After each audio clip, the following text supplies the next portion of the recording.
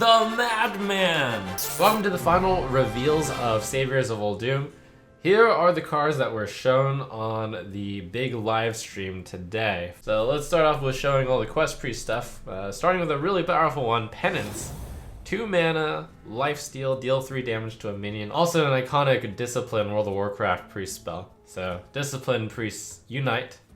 I was a holy priest myself. Dealing 3 damage to a minion and you're lifestealing for 3. That's really efficient when Drained Soul was deal 2, lifesteal 2. It's really good. I would probably play this in the Zoo Quest Priest deck that I plan on building. Holy Ripple. 2 mana spell for Priest. Deal 1 damage to all enemies, restore 1 health to all friendly characters. It's Arcane Explosion, except better. You get the additional restore 1 health to all friendly characters. Unfortunately, it's in the wrong order for Wild Pyromancer, since Wild Pyromancer deals 1 damage after you cast your spell. But this is a really good card with the usual Wild Pyromancer Northshire Cleric combo. Actually better than Divine Hymning your minions for a small amount of health. You don't need that much health. Why not just Holy Ripple? Holy Ripple not only heals your guys and draws you a bunch of cards with the Northshire Cleric and makes sure that your guys don't die to the Wild Pyromancer, but it also deals 1 damage to all enemies. And with Pyromancer, having cast the spell earlier, that's going to be 3 damage to all enemies. I'm not sure if, even with the additional benefit to Arcane Explosion, if that's enough of an effect to run in a card. Sandhoof Waterbearer for Priest, 5 mana 5/5. At the end of your turn, restore 5 health to a damaged friendly character. Boy, I think that's actually better than Ragnaros Lightlord. Ragnaros Lightlord would often overheal. 5 healing, that's much more reasonable. You could be paying 5 mana for 5/10 if this heals 5 on a damaged minion. It's a lot better than just Antique Healbot as well. If you play it on an empty board and this decides to heal you, then you gained 4 total stats on Antique Healbot for 3 less health restored. That's a good deal. Seems like an easy throw into the Quest Priest. And Quest Priest needs stuff to heal. Here's a neutral Injured Tol'vir, 2 mana 2/6, taunt. Battlecry, deal 3 damage to this minion. 2 mana 2/3 taunt, not bad. But where he really shines is the fact that you can heal him and get quest reward credit. Zoo Priest does want more 2-drops, so Injured Tol'vir seems like a reasonable choice to put in.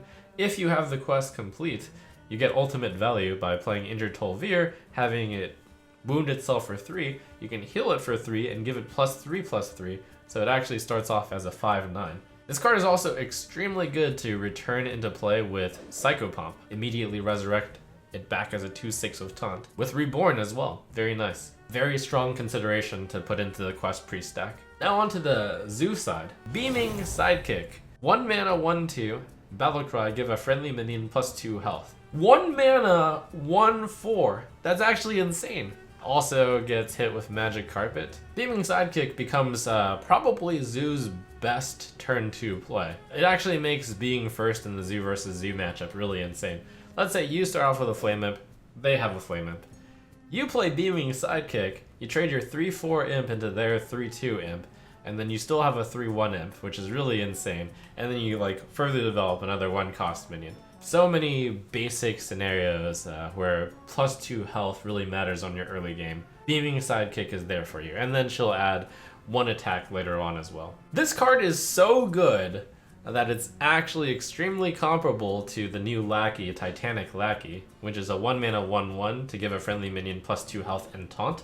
I actually think I prefer the Beaming Sidekick to the Titanic Lackey. It says a lot for a card to be as good as a Lackey. Speaking of Lackeys, Warlock gets Sinister Deal, 1 mana, discover a Lackey. Compared to Evil Cable Rat, that basically meant that you're paying 1 mana for the 1/1 part of the finding a Lackey part. So Sinister Deal, actually really good. And you get to discover the better Lackey. You're often going to find at least one that you're very excited about. I was thinking that with all the Lackey synergy, that if Zoo got 1 more Lackey Discover card, 1 more Lackey Generator, it would be quite strong, the Lackey package. And Sinister's Deal is fitting that deal for me. Yeah, I think that the Lackey package is pretty good. Serpent Egg. 2 mana 0/3. Death Rattle, summon a 3/4 Sea Serpent. Makes sense to include eggs in your Zoo deck. Do you run both this as well as the other egg? Is a 3/4 Sea Serpent better? Probably not, because other egg allows you to get 3/1/1 bodies for Sea Giant, allows you to get more bodies for Grim Rally, It allows you to do the direwolf shuffle better. It's also a question of, will the zoo continue to run these types of eggs? Will they continue to run Grim Rally with the Lackey package? Remains to be seen. In fact, let's get right into another package that zoo could run. Neferset Thrasher is a Warlock 3 mana 4/5. Whenever this attacks, deal 3 damage to your hero. That's really good. It's worth it to take 3 to deal 4. And as zoo, you're looking to trade your minions anyways. But wait! What if this isn't a drawback? What if this is actually a benefit? Curving on 3 into Diseased Vulture on 4 is so powerful. It's really tough to remove your turn 3 guy with 5 health. So turn 4 you just play the Diseased Vulture, which by the way is also hard to remove 5 health. And then you summon another 3-cost minion on top of your attack. That is such a strong curve. Alongside Duskbat and Nether Soul Buster, the self-damage archetype could be quite strong. Duskbat, by the way, a card that I had really cheer-led for Zoo. As long as you take damage, it's a 4/6 for 3. The tough part was often taking the damage and not spending 2 mana to life tap for it. So that seems good. I like the self-damage package, I like the Lackey package, I like the Magic Carpet package. So maybe the package that gets ousted is the Sacrifice Your Stuff package. Temple Berserker, 2 mana 1/2 with Reborn, has +2 attack while damaged. I think there are stronger options in Zoo, but you probably wouldn't be too off by running it. The main problem with this card when compared with Haunted Creeper is that 1/3/1, like that's really worth it to use a hero power to kill, but 2 1/1s, like it's not really great to kill with a hero power, or to, random 1 damage. Temple Berserker is much more reasonable to play in the Paladin Reborn quest, which by the way, on seeing all of the Reborn cards, I actually think has a reasonable chance of being a deck. Another card along the veins that you could put into Zoo, but might not be optimal, Bug Collector, 2 mana 2/1, Battlecry, summon a 1/1 Locust with Rush. Reminds me a lot of the Hog Rider right now. The problem is the Hog Rider is better because you want the 2/1 to be the part that's fast at rushing and killing something, and the 1/1 to stick around. You don't want the 1/1 to be fast, and then the 2/1 to stick around, because 2/1 is worse to die to like something that deals 1 damage, like a hero power. Here's another Reborn card that we would probably have seen in the Paladin quest deck. 3 mana 3/2 with Reborn. It's a lot like Harvest Golem, where instead of getting the 3 mana 2/3 and then Death Rattle into the 2/1, you're getting a 3 mana 3/2 and then Death Rattle into a 3/1. No mech tag, but just generically good Reborn card. Nice card. I think there are stronger cards to put into Zoo, certainly, but if you're playing the Reborn quest for Paladin, you definitely want this card in. Let's take a look at some of the cards that were really highlights of the deck and really cemented Quest Druid as looking really good. Let's start off with a big one. Oasis Surger, 5 mana 3/3 elemental for Druid with Rush, and then you choose one, either gain +2/+2 or summon a copy of this minion. That's already good. 5 mana to deal 3 damage to 2 things if you choose to summon a copy of this minion. 5 mana 5/5 Rush, even that's pretty good. But where this gets really insane is the effects of the choose one amplify each other. So why choose one when with the quest you have both? And this is a huge payoff to the quest, and it's gonna be a huge reason why Quest Druid will be strong. 5 mana 2 5/5s with Rush is absolutely insane. So it looks like with Quest Druid, you are going to just get an endless stream of efficient costed stuff. And Oasis Surger is going to be the big power spike. Yet another card that's going to make Quest Druid good is Crystal Merchant. 2 mana 1/4 for Druid. If you have any unspent mana at the end of your turn, draw a card. That's the same mechanic as the quest, which wants you to not spend all of your mana each turn. So perfect turn 3 play is Crystal Merchant. Don't spend the mana, and then you get basically better Mana Tide Totem. This card is so good that it probably is going to see play even in not Quest Druid. But yes, wonderful card, especially in Quest Druid. And finally, Worthy Expedition. 1 mana, discover a choose 1 card. So normally that wouldn't be too good. You're just discovering a very small section of cards, but you're paying 1 mana extra for the ability. That's not great, right? Well, here's the thing.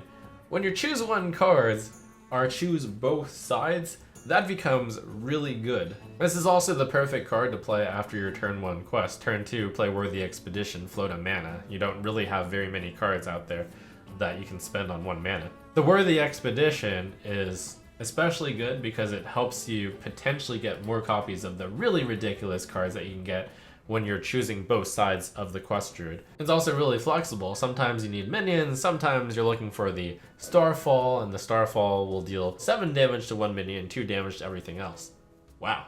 The quest druid is definitely looking to be a contender here. On the Reno Mage side, we saw Dune Sculptor. A 3 mana 3/3 mage minion. After you cast a spell, add a random mage minion to your hand. It's like Mana Cyclone. You're just adding minions instead of spells, and that seems very solid. This card is a good deal if you just simply play 1 spell before Dune Sculptor, and it gets like increasingly good as you play more spells. It's hard to see exactly the case of it over Mana Cyclone. I think Mana Cyclone is going to be better, but maybe you play both. Ancient Mysteries. 2 mana, draw a secret from your deck, it costs 0. You can play Ancient Mysteries and then play the secret you draw, and then you can play your Mana Cyclone or your Dune Sculptor. I would say that drawing a secret from your deck and having it cost 0, which is basically paying 2 mana to play a secret, that itself isn't that strong. But where it's especially strong is when casting spells matters, because for 2 mana, you're getting 2 extra spellcast credits. And on top of that, 0 mana secrets are big because you can use the 0 mana secret to combine with the Arcane Flak Mage, hold the secret in your hand, then the following turn play Arcane Flak Mage in your secret, or play the secret and the Cloud Prince on the same turn to guarantee the trigger. The Reno Mage deck also kind of randomly had a Golden Scarab card, 3 mana 2/2 Battlecry Discover, a 4-cost card, very similar to Jeweled Scarab, which was in Reno Mage for a very short amount of time before Kazakus came along. This card probably won't make the cut in Reno Mage as well. There are some better cards out there. Oh, by the way, there's this little thing called Zephrys the Great. This one's gonna need a bit of explanation. 2 mana 3/2 Elemental, Battlecry. If your deck has no duplicates, wish for the perfect card. Neutral card. So, what's the perfect card? Well, this card will let you discover a card from the basic or classic set using a special and very well developed, according to the developers, algorithm. It will look at the board state.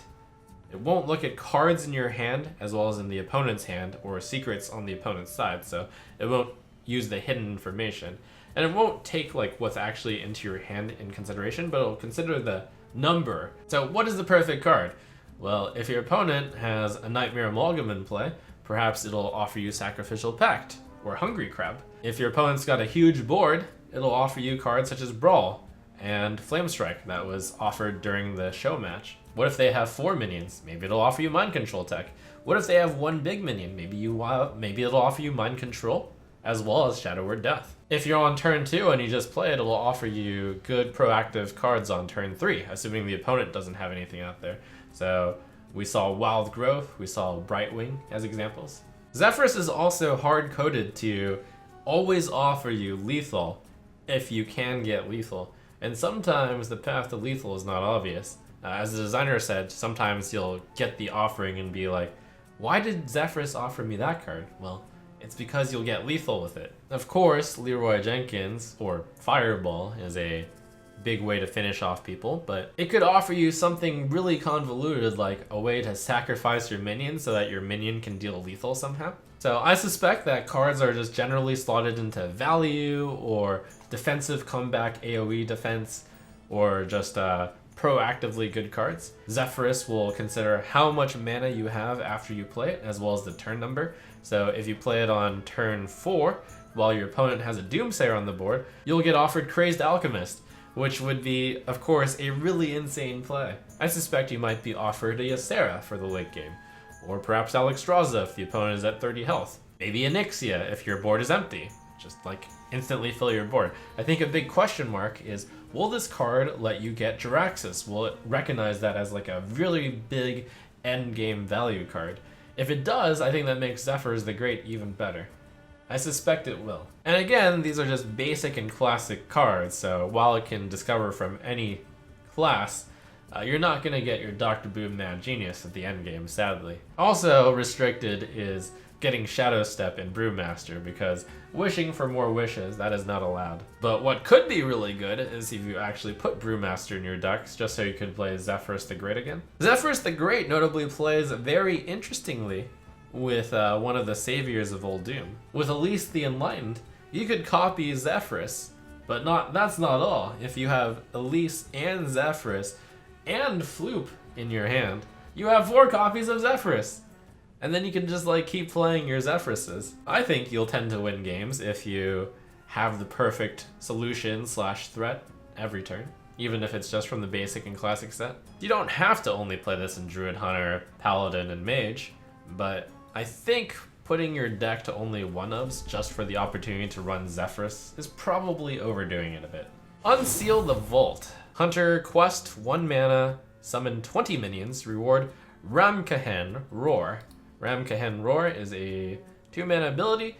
Give your minions +2 attack, and that is permanent, by the way. The key is that you have to summon 20 minions, because playing 20 minions would be ridiculous. Through careful calculation, I think you should be able to achieve this quest somewhere around turn 7 or 8, if you build your deck for it. On the stream, the players finished Unseal the Vault on turn 9, but they had enough mana to also use Ramkahen Roar when they completed the quest with Swarm of Locusts. 6 mana, summon 7/1/1 Locusts with Rush. I mean, with this card, you're already 7/20ths of the way to completing your quest. I think that Swarm of Locusts will not see much play by itself. It seems inferior to Unleash the Beast. Yes, there's some bonuses in that you can play this with Hyena and get a bunch of buffs. You can play this alongside Timberwolf and get a lot of buffed Locusts. But on the whole, Unleash the Beast seems better as a 5/5 instead of 7/1/1s, and you don't even get all 7 if your board has any minions on it. You don't want to play this with Zul'jin, because then you won't get all the Animal Companions and the Unleash the Beasts. But notably, nice to play a Swarm of Locusts, and then also use the Ramkahen Roar alongside it to get 7 3 damage Locusts, 21 rush damage. Other ways that you can summon multiple minions is with this Desert Hare. 3 mana, 1/1 beast, battlecry, summon 2 1/1 Desert Hares. That's not terribly exciting. Probably even in the Hunter Quest deck, you probably wouldn't want to play this card. So my big concern about Unseal the Vault is, yes, the dream is really good, where your opponent has a board, and then you play Unleash the Hounds, and you play Ramkahen Roar, and then you manage to deal 21 damage to the face with your Hounds. That's pretty sweet. And the minions +2 attack is even permanent, so like in theory you could keep stacking up the plus attack. In practice, probably not going to happen often. If you're summoning a lot of minions, you're probably going to hit a lot of minions with your +2 attack also. It just seems like it would take too long, and it's very vulnerable to AoE. You could try to go for a really late game plan of Unseal the Vault, but then I think at that point, giving your minions +2 attack, not that big a deal. Hunter also ran a cool refuel card, Octosari.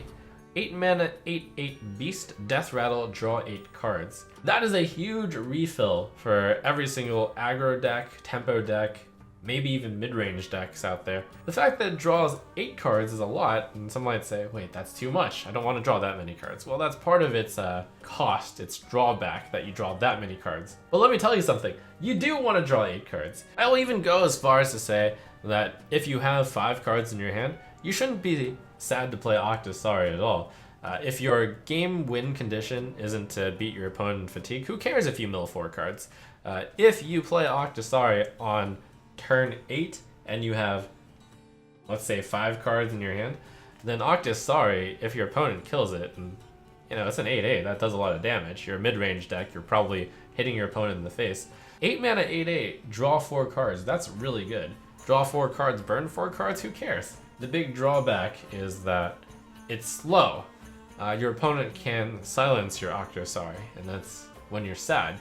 But you aren't that sad because it's an 8 mana, 8/8. You do also have to kill your Octosari for yourself to enjoy the death rattle. So you're gonna have to decide between hitting the face with Octosari and making your opponent deal with the 8/8 that way.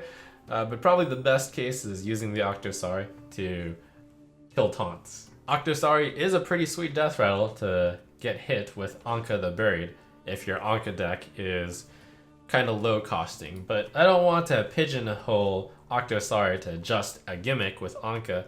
I feel like across a lot of aggressive decks, Octosari is going to be the high-end, get a bunch of cards, refuel. Given that it's neutral, I do anticipate seeing a decent amount of play across a lot of mid-range decks and tempo decks. Octosari by itself might bring more silence in. And it's possible that because there's more silence in, that Octosari will sadly not be great. Really powerful card on paper though. On the Paladin side, for Arena, we saw 2 cards, which are pretty solid. First of all is Subdue. 2 mana spell, set a minion's attack and health to 1. This card seems amazing. It's Hunter's Mark, which also sets the attack to 1. And yes, it's less good than Polymorph in that it doesn't get rid of death rattles and doesn't get rid of abilities. But hey, when you're getting a discount of 2 mana on Polymorph, you don't complain too much. Seems like a really solid control Paladin card. Also, we saw Ancestral Guardian. 4 mana 4/2, Lifesteal Reborn. In its ideal state, you will get 8 health with Ancestral Guardian. That's a little bit optimistic in that Ancestral Guardian deals damage twice, but could do that. It's a little similar to Cursed Disciple in that it's kind of like a 5/1 that generates another 5/1. This is a 4/2 that generates a 4/1. It has some bonuses over Cursed Disciple in that it has the potential to gain you 8 health. Kind of nice. I expect to see Ancestral Guardian in, at the very least, the Quest Paladin of Reborn variety. Let's show the quest for Rogue. It's Bizarre Burglary.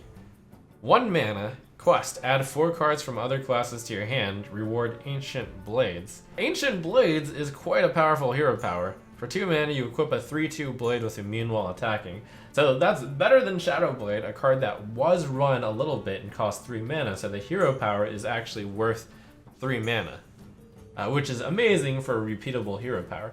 One of Rogue's weaknesses was their inability to last because they don't have Taunt, they don't have Heal, they don't have AoE, but maybe you don't need Heal, and maybe you don't need AoE, and maybe you don't need Taunt when you're just single target killing everyone with Ancient Blades.